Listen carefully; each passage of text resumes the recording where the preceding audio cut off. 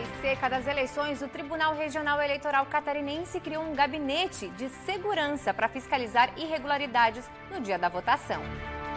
Hoje é dia do coração. No Brasil, pelo menos 400 mil pessoas morrem por ano em decorrência de doenças cardiovasculares. A Diretoria de Bem-Estar Animal de Florianópolis está com superlotação. São quase 200 animais que aguardam por um novo lar. E agora, pequenas e médias indústrias catarinenses contam com uma plataforma para desconto de duplicatas através da Fiesc. Tem ainda a Caixa Misteriosa Van, as condições do tempo e muito mais. Eu sou Graziane Biali e vou com você no SC Acontece com notícias para toda Santa Catarina.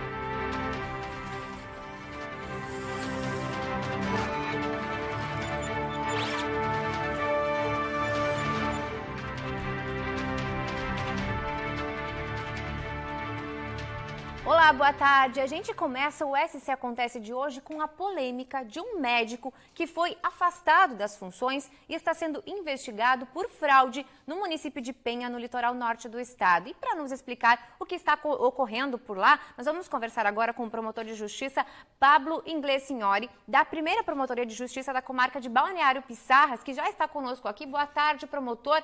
Como é que aconteciam essas fraudes? Boa tarde, Graziane. Boa tarde a todos. Essas fraudes ocorrem no âmbito da Secretaria de Saúde do município de Penha, praticadas por um médico que trabalha como médico e também por meio de uma empresa que ele tem que presta serviços ao município de Penha. Basicamente, ele tentava ajustar preço de licitação com outro médico, ele emitia diversos atestados médicos falsos e ele também pedia para servidores ou um servidor da Secretaria de Saúde ou de alguma unidade básica de saúde para que lançasse consultas a mais do que ele havia prestado. Então, ele de fato realizava 15 consultas e pedia para ser lançado cerca de 40 por dia que ele trabalhava no município de Penha. Outros servidores estão envolvidos e também cometiam fraudes? É possível que esse número, além do médico, aumente? É possível. As investigações prosseguem, né, pela DEIC, DECOR, lá de São José, e também pelo Ministério Público, em parceria. Muito provavelmente, há fortíssimos indícios da participação de outras pessoas nessa empreitada delitiva, até mesmo porque o médico foi interceptado, sofreu uma interceptação telefônica e uma busca e apreensão de seu celular, ali por março desse ano, e ele falava abertamente sobre as fraudes que ele cometia com parentes dele, sobretudo até com a mãe dele. E ele falava sempre que alguém do município lançaria essas 40 consultas, deixando ele trabalhar apenas por 15. Perfeito. E já existe uma estimativa de quanto isso vai custar, né? Quais os prejuízos isso vai trazer para o município, para o estado, enfim? Seria para o município, né? A verba do SUS é federal, mas ela já foi incorporada ao município de Penha. Olha, a cada dia, se realmente ficar comprovado que ele prestou apenas 15 consultas no lugar de 40, seriam 25 fraudes por dia. Isso dá, considerando hoje que o valor de uma consulta de clínico geral é de R$ 38,33, perto de R$ 1.000 por dia só de fraude, fora o que ele já recebe licitamente, né? Só que a gente ainda não tem uma estimativa precisa de quantos dias ele cometeu esse tipo de ilicitude. Porém, a investigação ela se pauta a partir do ano de 2018. Então, os valores serão expressivos. É verdade. O que pode acontecer com esse médico? Nesse momento ele está afastado, né? O que pode vir a acontecer com ele caso sejam descobertas outras pessoas envolvidas? Ele está afastado da função pública, né? Então ele não trabalha mais no município de Penha, porém ele trabalha em outros municípios da região. Só para fazer um breve retrospectivo, assim, essa operação é um desdobramento da Operação Sutura, aquela que em 2018 levou à prisão do ex-prefeito de Penha, Evandro Heredes Navegantes, secretários e empresários que estavam lesando os cofres públicos do Hospital de Penha. Aí em 2018, a DEIC-DECOR instaurou um novo inquérito investigando também o Instituto Adoniran, que era quem controlava o Hospital de Penha, por fraudes envolvendo também o município de Itapema.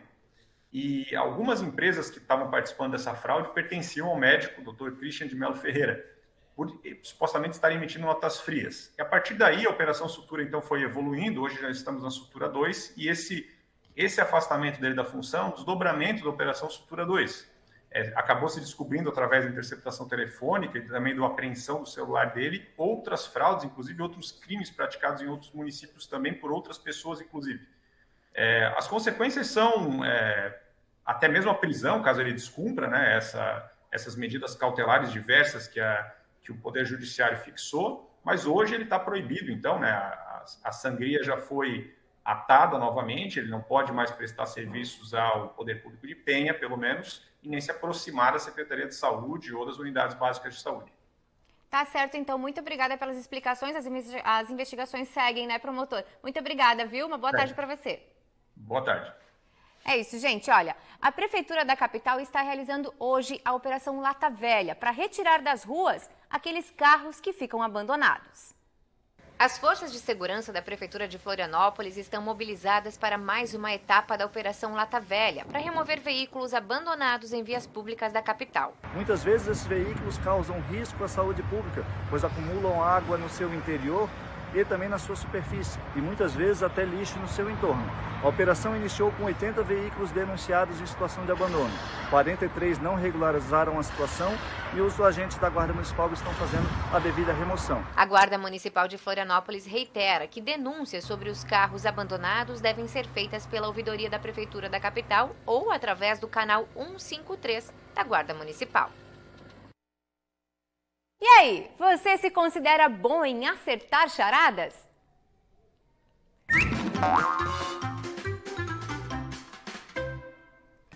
Olha só, pessoal, estamos nos últimos dias do concurso e já demos várias dicas, viu? Bem reveladoras. Será que é hoje que alguém vai acertar o que tem dentro da caixa misteriosa?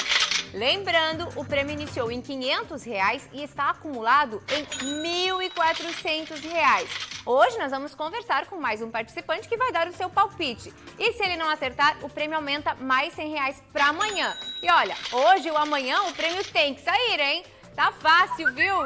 Até eu mesmo já sei o que tem aqui dentro. Eu acho, né? Porque os palpites são muitos. Então vamos à dica de hoje? Vamos lá?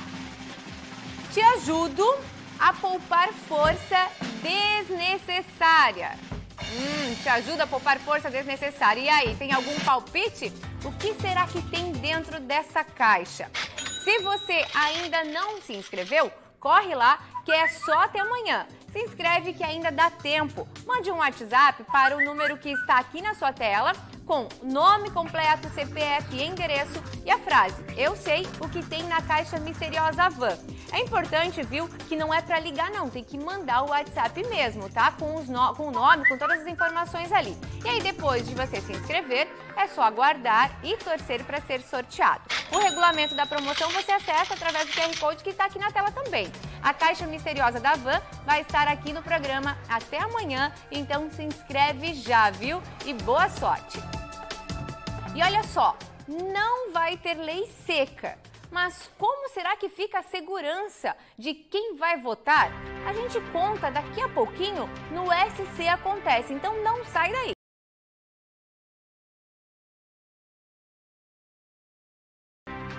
Estamos de volta com o SC Acontece.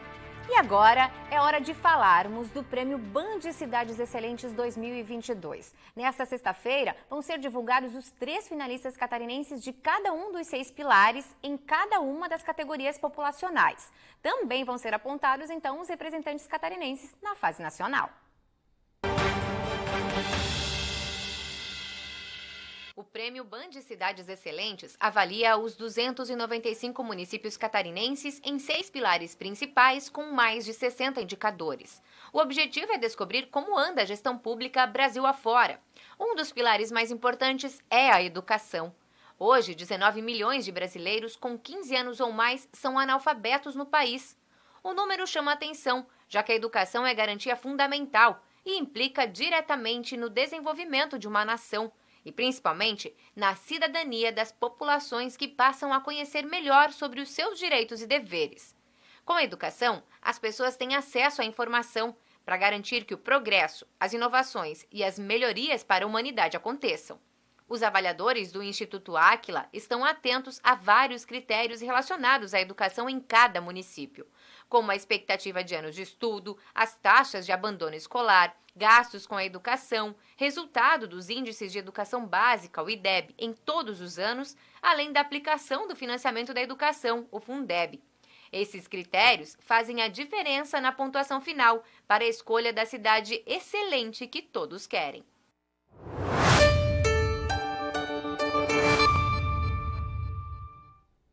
E olha só, com o céu encoberto, o sol continua tentando brilhar na primavera em Santa Catarina. No Grande Oeste, a chuva pode voltar a cair à tarde. Em algumas cidades já choveu hoje pela manhã. Circulação marítima afeta o litoral, então traz chances de chuva mal distribuída, principalmente para o norte. Já na Grande Florianópolis e no litoral sul, bastante nebulosidade com aberturas de sol. E aí, claro, com essas condições, as temperaturas não sobem muito. As máximas ficam entre 20 e 25 graus em todo o estado. Como a gente, inclusive, pode ver aqui no mapa, que somente lá em Chapecó, onde a chuva deve voltar, é que temos diferença nas máximas, né? Elas podem ficar aí na casa dos 16 graus. No restante do estado, olha só, a gente tem as máximas aí, ó, Tubarão, Urubici, Blumenau, Joinville e Florianópolis, com máximas de 20 graus. Isso porque tem bastante nebulosidade, então não faz as temperaturas subirem muito.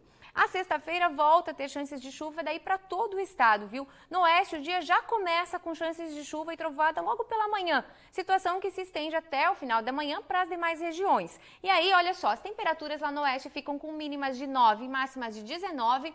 Na Serra, onde tem possibilidade de chuva, também mínimas de 4 e máximas de 15. No sul, da mesma forma, mínimas de 13, máximas de 19 graus. Quando a gente vai lá para o norte, Vale Litoral, a tendência é também de chuva, mas daí mais para a parte da tarde, aquelas pancadas mais espaçadas. Aí nós temos de mínimas no norte 8 graus, máximas de 23, no Vale mínimas de 9, máximas de 17 e no litoral mínimas de 9, máximas de 24 graus. Então, por enquanto, é isso para a previsão do tempo. Amanhã a gente fala sobre o fim de semana, porque agora é hora de eleições aqui no SC Acontece.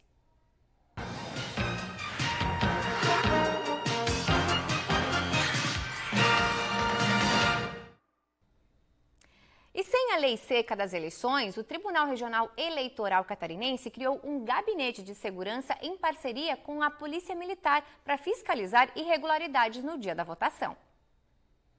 Participaram do encontro profissionais de segurança pública e representantes da Justiça Eleitoral. A reunião alinhou questões relacionadas à segurança e à logística das eleições no Estado. Nós temos, numa eleição de âmbito estadual, 24.755 atividades mapeadas. Todas elas têm que funcionar para que a eleição no domingo transcorra da melhor forma, com o eleitor podendo ir ao seu local de votação sem nenhuma preocupação, a não ser fazer a escolha dos seus candidatos. Uma das novidades para esta eleição em Santa Catarina vai ser a implantação de um QR Touch, um dispositivo pioneiro criado aqui no estado que vai permitir que o eleitor acompanhe a apuração dos votos pelo telefone celular em tempo real. Também está prevista a realização de um teste de integridade de 25 urnas selecionadas, além dos testes de autenticidade em 2 locais de votação catarinense. E também o teste de integridade com biometria em 2 urnas. Tudo para garantir a transparência e a lisura do processo. O Gabinete de Pronta Resposta também vai trabalhar durante a apuração dos resultados. Embora Santa Catarina não tenha histórico de confusões durante o processo eleitoral, o gabinete também vai monitorar possíveis denúncias de crimes eleitorais. Nós temos um diferencial, por exemplo, nas urnas que vão ser auditadas no sábado, e esse sorteio vai acontecer na Assembleia Legislativa, que nas últimas eleições eram 4 urnas e agora nós passamos para 27 urnas que vão ser auditadas. Todas têm que ser transportadas do interior do estado para cá, então já estamos com esse planejamento pronto, transporte, escolta, inclusive, para que a gente consiga, para que Santa Catarina possa fazer isso num tempo recorde. A Polícia Militar vai atuar no transporte das urnas e também estará de prontidão para possíveis ocorrências. Juntamente com o Corpo de Bombeiros, nós estamos preparados para a votação paralela no sábado, com toda a nossa estrutura à disposição, diante do sorteio que será realizado, e empregar nosso transporte rodoviário com viaturas para transportar essas urnas até Florianópolis. Tanto a Polícia Militar como o Corpo de Bombeiros estaremos participando também no sábado desse momento importante para o processo eleitoral. A Polícia Civil ativou o Centro de Apoio de Polícia Judiciária Eleitoral, formado por membros da instituição, para prestar o apoio jurídico e operacional às unidades do Estado durante o pleito.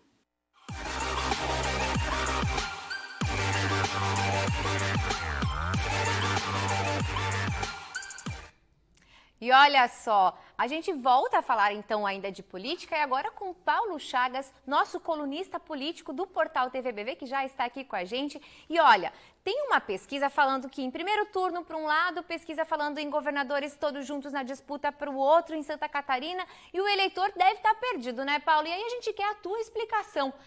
Como que a gente pode definir o que nós devemos seguir de fato, né? Pesquisa eleitoral ajuda nessa hora? Oi, Grazi. Boa tarde para você, boa tarde também para quem nos acompanha aqui na TV BV. Realmente, as pesquisas estão criando um tumulto enorme na cabeça do próprio eleitor. Se formos analisar nacionalmente, nessa polarização nacional entre Jair Bolsonaro e Luiz Inácio Lula da Silva, as pesquisas, de um lado, apontam vitória de um ao primeiro turno e outra pesquisa do outro ao primeiro turno. Eu, nacionalmente, realmente não estou mais acreditando em pesquisa e, para formar a minha opinião, a gente até acaba criando complicações. Não estamos mais nem sabendo avaliar direito o critério destas pesquisas. Então, nacionalmente, eu prefiro acreditar no que eu estou vendo nas ruas e a chamada hoje pesquisa Datapovo. Então, nesse caso, nacionalmente, tem que se observar esse critério. Quanto a Santa Catarina, as pesquisas até não estão fugindo muito da realidade e nós estamos conseguindo, pelo menos, fazer uma análise mais criteriosa a respeito delas.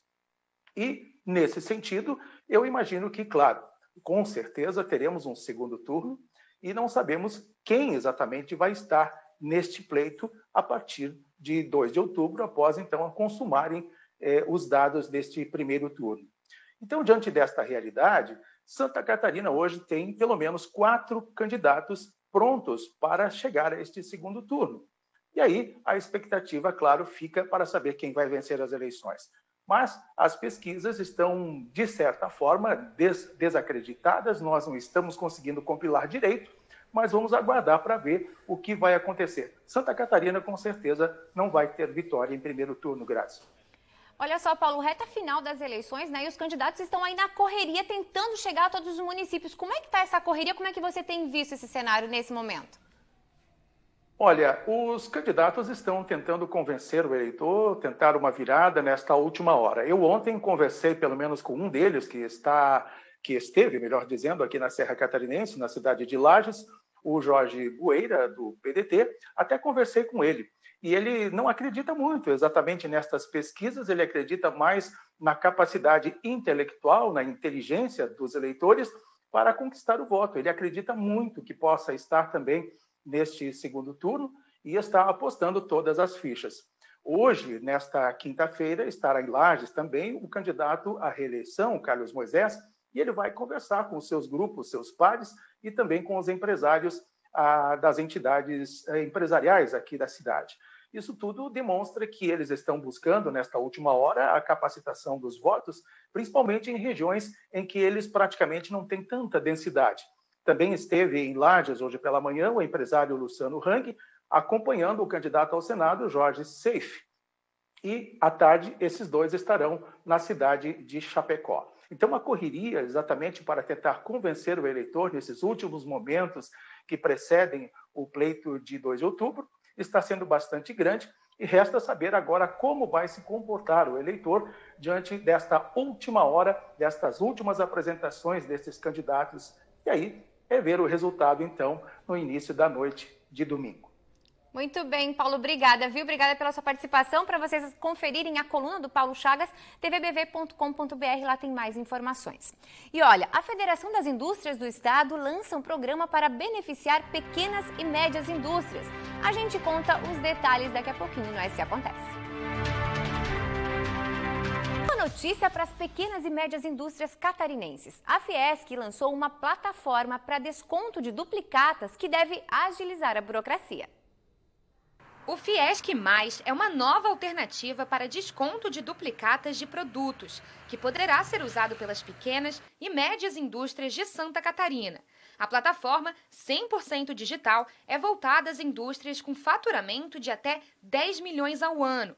Por enquanto, são aceitas apenas notas fiscais de produtos. A análise de crédito dos interessados é feita em até 15 segundos.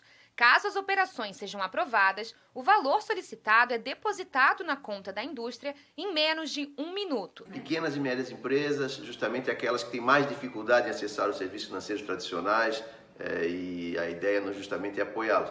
Nós temos, por exemplo, uma modalidade de acesso a capital de giro, utilizando os créditos que ele tem a receber na maquininha de cartão. Então, e realmente a liberação é muito rápida, e isso é um benefício que traz. Você pode até alavancar 2 vezes o faturamento médio que você tem nas maquininhas de crédito, de cartão de crédito, para acessar esse recurso, poder ajudar no capital de giro, enfim.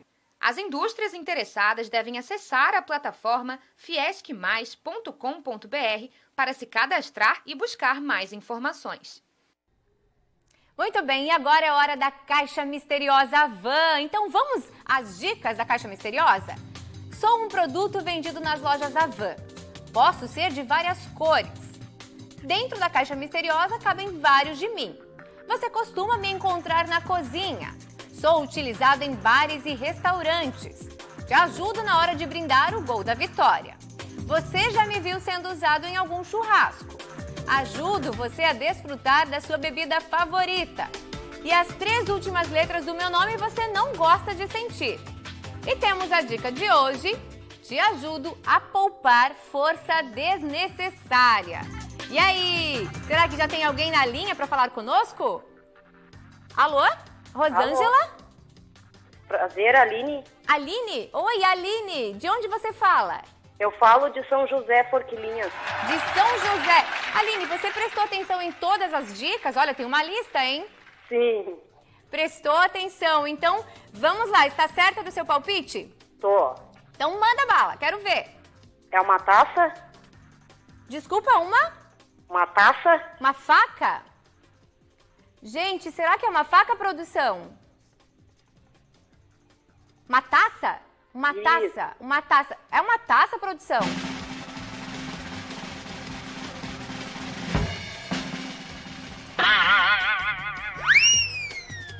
Não foi dessa vez. Olha só, Aline, não deu certo, viu? Mas olha, a boa notícia é que para amanhã a gente tem então um acúmulo aí de mais R$100. Ou seja, amanhã vamos pagar R$1.500 para quem acertar. E você aí de casa já se inscreveu? Então corre lá se inscrever porque amanhã é a última chance. Amanhã tem que sair esse prêmio, viu?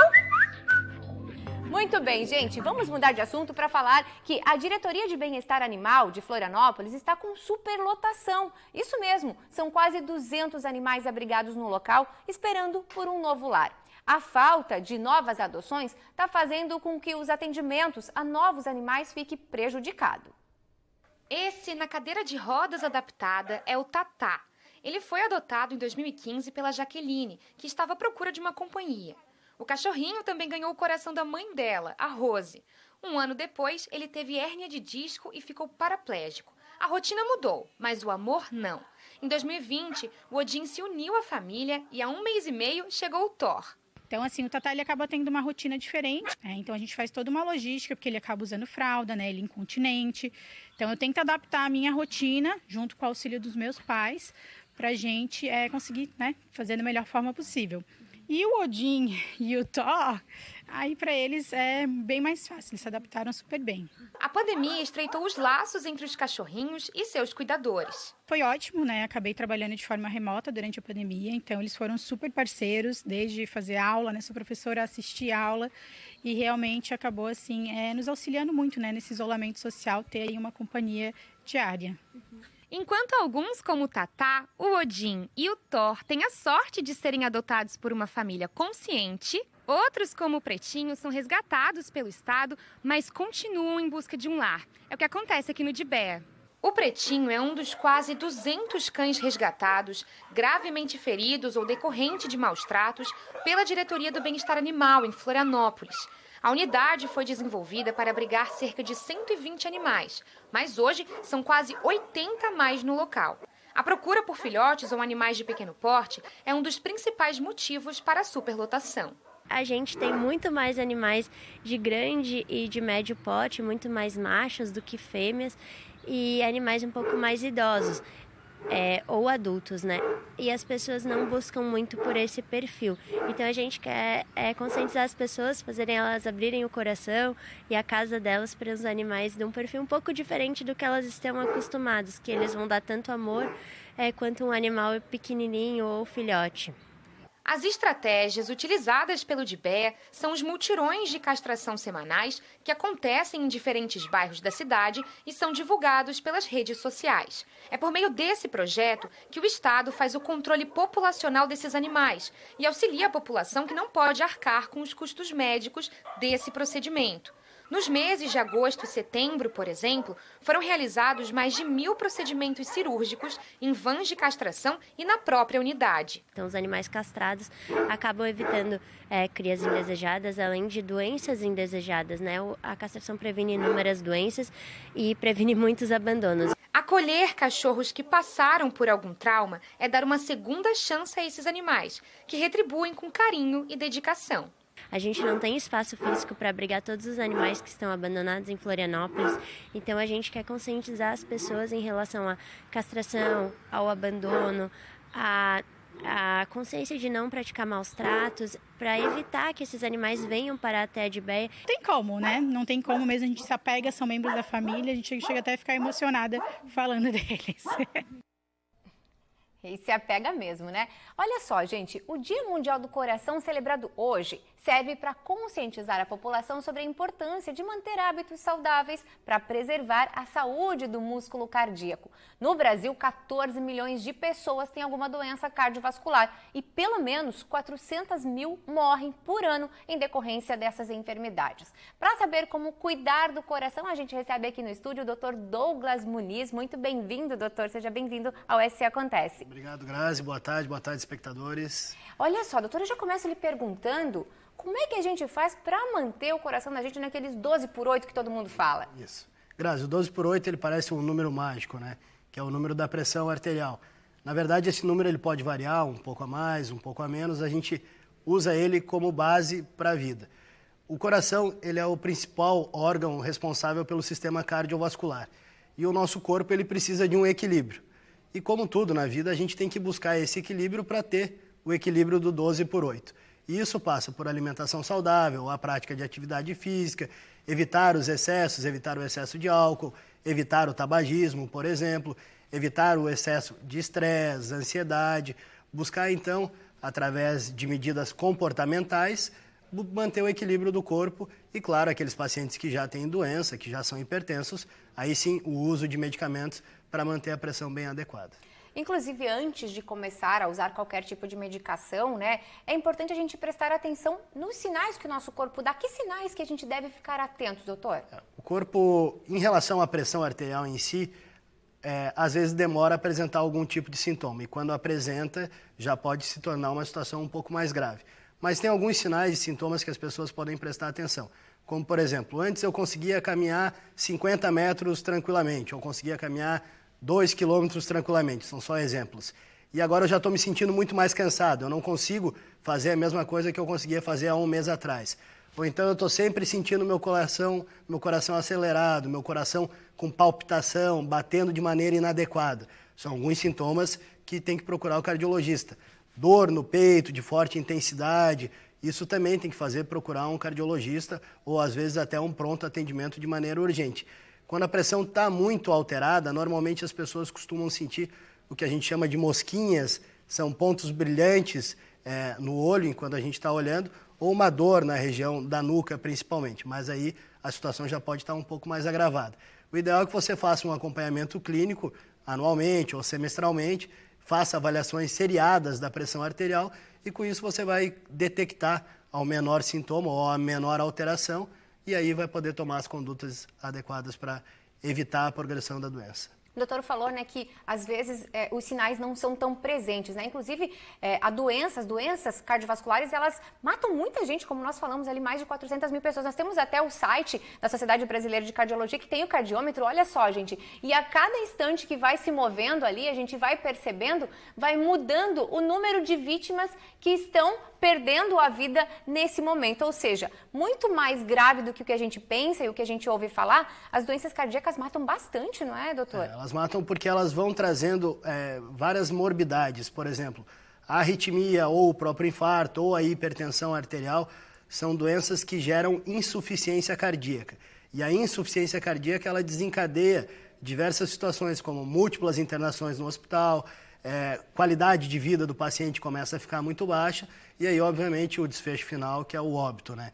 Então, a gente precisa cuidar dessa gama de doenças cardiovasculares para evitar que o paciente desenvolva insuficiência cardíaca e aí sim tenha uma qualidade de vida bem adequada, né?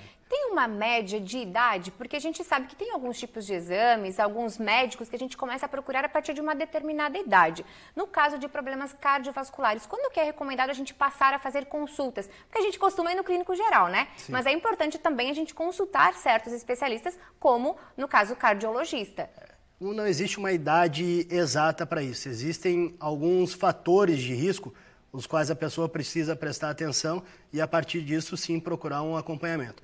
Por exemplo, se tem uma história familiar de doença cardíaca, irmãos, pai, mãe, tios de primeiro grau que já desenvolveram infarto, todos são hipertensos ou têm graus de arritmia, essa pessoa que já faz parte desse contexto familiar, é preciso que ela faça um acompanhamento desde o mais cedo possível. Aquela pessoa que fuma tem que procurar o profissional para evitar de fumar, para evitar o tabagismo, para diminuir o consumo e, quando possível, parar de fumar. E o clínico, quando faz a avaliação inicial, ele já consegue detectar algumas alterações cardíacas que ele mesmo consegue fazer a investigação. Então é importante que a pessoa preste atenção em si, preste atenção em seus familiares e, a partir disso, sentindo, como eu expliquei, ou esse cansaço, ou essas palpitações, ou uma mudança no próprio organismo, que ela procure. Pode ser primeiramente o clínico e depois o cardiologista, ou então já como primeira opção o cardiologista, que é o grande clínico também, que cuida de todas as áreas da saúde. Muito bem, muito obrigada pelas explicações, né? No dia de hoje, um dia muito importante lembrarmos disso, mas claro que cuidar da saúde, tanto do coração como do corpo inteiro, é importante todos os dias. Obrigada, viu, doutor? Todos os dias, prestar atenção nisso que eu falei em relação ao equilíbrio, leitura de livros, consumo adequado de água, tentar manter a mente calma, evitar o estresse, que com o equilíbrio o coração consegue equilibrar o resto do corpo e a gente vai bem. Muito bem. Olha só, gente, antes de encerrarmos, vamos falar aqui que o Padre Wilson, presidente do Instituto Wilson Groh, com atuação beneficente em Santa Catarina e também na África, participou ontem de uma audiência com o Papa Francisco na Itália. Em entrevista ao Vaticano News, o Padre Wilson, que tem a vida dedicada ao trabalho nas periferias, destacou que é preciso reconstruir a economia a serviço do bem comum a partir dos empobrecidos para se dar, se criar um caminho de solidariedade estrutural. É assim então que a gente encerra o SC Acontece de hoje. As reportagens você acompanha também lá no tvbv.com.br e muito mais notícias, viu? Amanhã a gente está de volta, então não perde. Amanhã, 12h20, eu espero por vocês.